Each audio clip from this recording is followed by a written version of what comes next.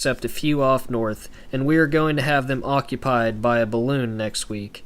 When some travel, they must have some peculiar kind of bread baked on a large-legged skillet, or a 300-legged skillet, or they cannot exist. What are the health resorts? They are places supposed to have certain kinds of diet. You must eat a certain amount at a certain hour and go to bed at a certain time. In America, we go to bed early or late, eat anything we want and all we want if we can get it. We have proven here that the health grub business is not necessary, and we can do entirely without it. That is, the system of eating just so-and-so, or you will die.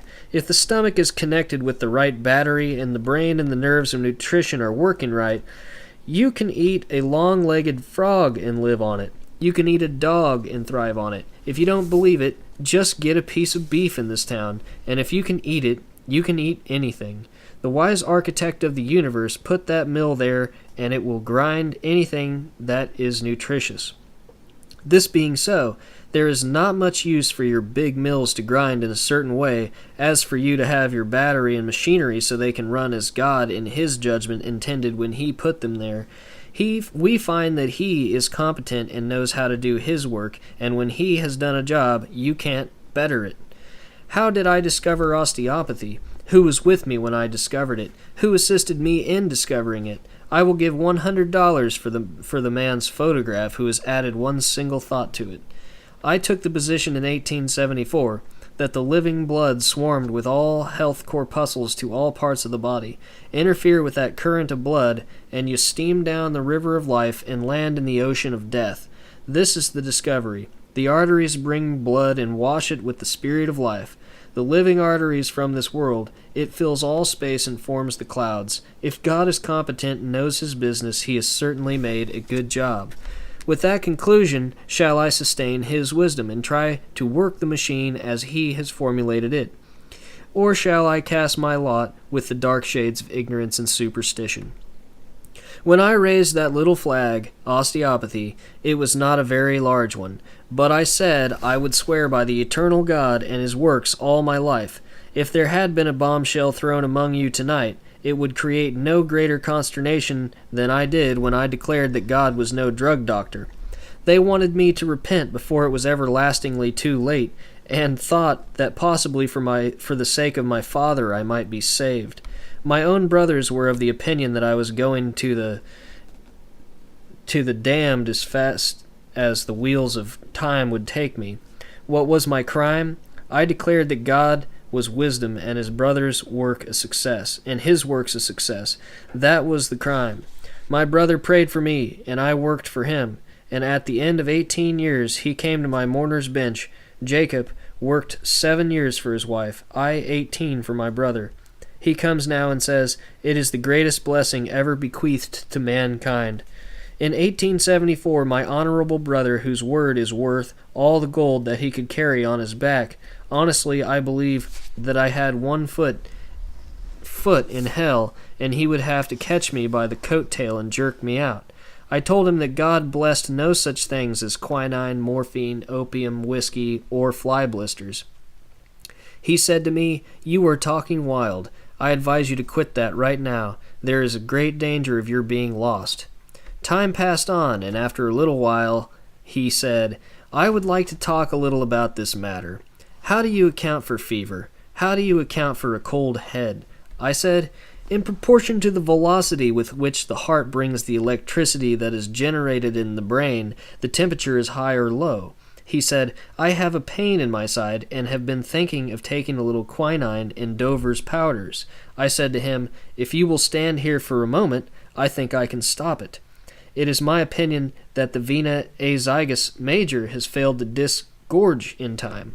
I gave him a treatment which disgorged the blood, and the man was at ease. I then said, "If you think you are converted, I will baptize you now." He was a graduate from a Chicago University of Medicine. I asked him if he had not studied there some about the brain force and nerves. He answered, "Not in that way. Now when you give a dose of quinine, what do you address to it? Is it to the circulation of the blood? What do you expect to do? Contract the blood vessels and force the blood to run faster? Do you believe to contract or enlarge them? I believe, he says, that the effect is possibly to contract them, though I haven't given much thought on the subject. It may possibly strike the cerebellum and force the blood with greater power through the arterial circulation. Did it ever occur to your mind that when both mules didn't go up the hill, that one was pulling downward? How would it do to turn both tails uphill? The battery of life, the motor force, is throwing the blood from the heart through the arteries, but is not carried back in the right shape, and it becomes blocked by the veins. You put your quinine and opium in there, and the vein opens its mouth, and the blood goes on, and the circuit is made. As soon as completed, force of electricity throws it out, and he feels better. You asked me to talk to you on this anniversary occasion, and I am talking plainly. I love God. What do I love Him for? Because I cannot find any contradictions when I examine His works. The rising of the sun is to be depended upon. Take the eclipse the other day. Mathematics told us to a 50th part of a second when it would occur. Read your papers and see if that is not correct. When did they tell us? 12 months ago. The mathematics of heaven are perfectly trustworthy. The comets make their time and are back from the circuit when they promise to be.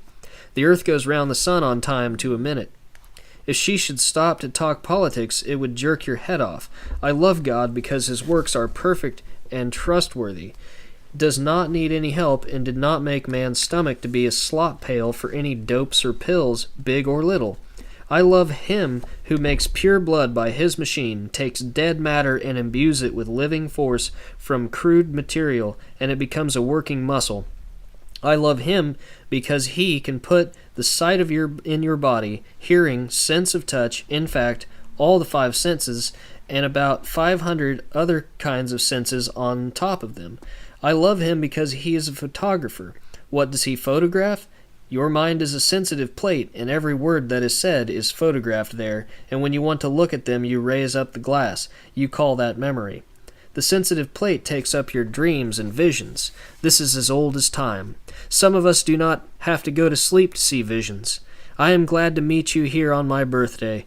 I do not expect to have many more such celebrations. I am now 69 years old. Next year makes 70. My father died at 71. Next year makes 70. My father died at 71. My mother at 89. As long as I live, I shall be an uncompromising defender of osteopathy. I don't need much of it myself, as I am pretty well, but for the sake of the cripples, I will try and give a few lessons as to how often they should take treatment and when to quit. I hope for a brilliant future for osteopathy. When I am dead, if I get to come back here, I expect to see osteopathy ahead of all other pathies, and men growing up with better minds, brains, nerves, and better all over. I thank you for your attention.